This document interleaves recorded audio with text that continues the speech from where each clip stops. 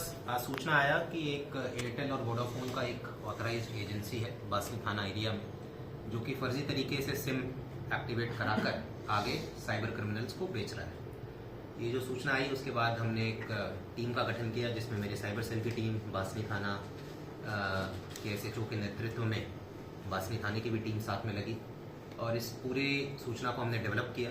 काफ़ी 4-5 दिनों तक हमने डेवलप किया और उसके बाद ये खुलकर आया कि ये एक राहुल मोबाइल वाला है, जो कि ऑथराइज्ड एजेंसी है, एयरटेल और वोडाफोन का सिम बेचता है।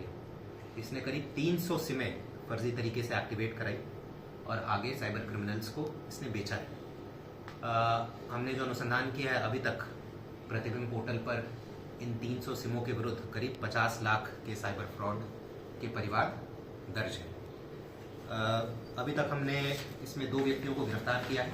एक तो ये जो एजेंसी वाला है राहुल कुमार झा, और इसके साथ इसका एक सहयोगी है मोहम्मद इकबाल।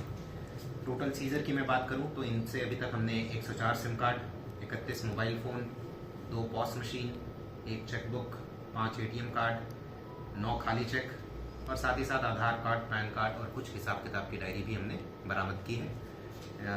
हमने इनको अभी PC पर लिया है, इनसे पूछताछ कर रहे हैं और प्रयास ये है कि आगे का जो इनका पूरा सप्लाई चेन है, जो पूरा नेटवर्क है, ये आगे किसको बेचते थे, कितने पैसे में बेचते थे, इन सब का हम एक बार अनुसंधान करके और खुलासा करने का प्रयास करेंगे। सर, ये सिम कहाँ तक गई होगी? प्राइम जानकारी मेवात से जुड़े था?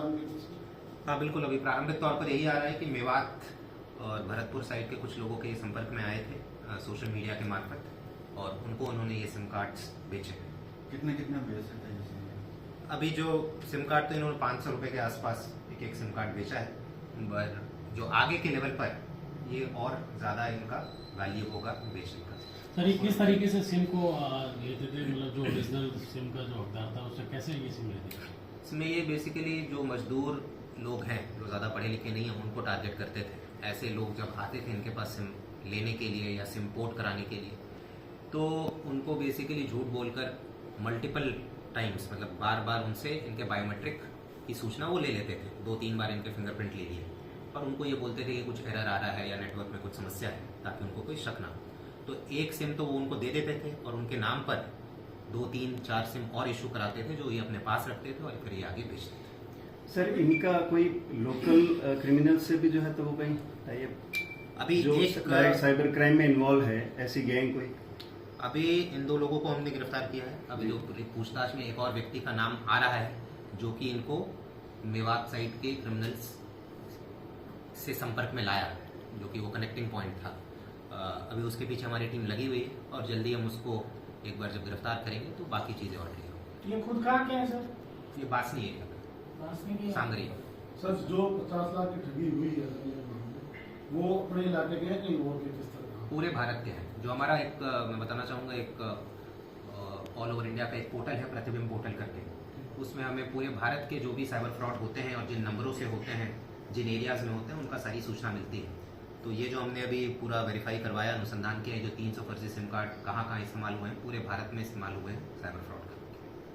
टोटल इन्होंने अभी तक 300 सिम कार्ड, मतलब सर आगे अभी तक 300 हो सकता है, इससे ज़्यादा भी अभी पूछताछ में आएगा। अभी तक जो हमारे अनुसंधान में 300 सिम कार्ड जो है फर्जी तरीके से एक्टिवेट कराना है, और इन सारे सिम कार्ड्स को हमने ब्लॉक करा दिया है ताकि ये आगे इस्तेमाल ना हो पाए। साथ ही साथ इनके बैंक अकाउंट्स भी हमने फ्रीज कराने की प्रक्रिया भी शुरू कर दी है, ताकि इनके बैंक अकाउंट्स आगे इस्तेमाल ना हो सके। जो एयरटेल वोडाफोन है उनको भी हम पत्र लिखते हैं ताकि इनको ब्लैक लिस्ट कर दिया जाए और आगे ये कोई काम ना कर सके। ये बेसिकली एयरटेल और वोडाफोन कंपनी के ज्यादातर सिम यूज करते थे? बिल्कुल, एयरटेल और वोडाफोन की एजेंसी इनको मिली हुई थी। सर, आपने बताया कि कुछ लोगों को आपने ट्रेस किया जिनके नाम से उठी थी, उनसे कोई जानकारी सामने फोन किया? परिवादियों की बात कर रहे हैं जिनके नाम से? हाँ बिल्कुल, हमने कुछ लोगों को ट्रेस किया। इनफैक्ट परिवादियों को ढूंढना इसमें बहुत मुश्किल था, क्योंकि वो सिम ब्लॉक हमने करवा दिए, तो उनका लोकेशन हमें नहीं मिल रहा था कि भाई वो है कहाँ जिनके नाम से सिम इशू हुआ है। फिर भी हमने कुछ लोगों को काफ़ी मुश्किल से लोकेट किया, उनसे ही FIR लिया, क्योंकि पीड़ित पक्ष तो वही है, उनके साथ धोखा हुआ है, उन्हीं की तरफ से FIR लिया है। और भी ऐसे परिवादियों को हम ढूंढ रहे हैं कि अगर और कोई MO इस्तेमाल हुआ हो तो परिवादियों से बातचीत करने पर और पता चलेगा कि भाई किस तरीके से उनके साथ धोखा करेगा। अभी तक कितने लोग ऐसे लोकेट हो गए सर? परिवादी यहाँ पर अभी 2 लोगों को हमने लोकेट किया। बाकी मजदूर है तो वो आते जाते रहते हैं, कोई यहाँ पर है, कोई वापस चला गया। ठीक है सर।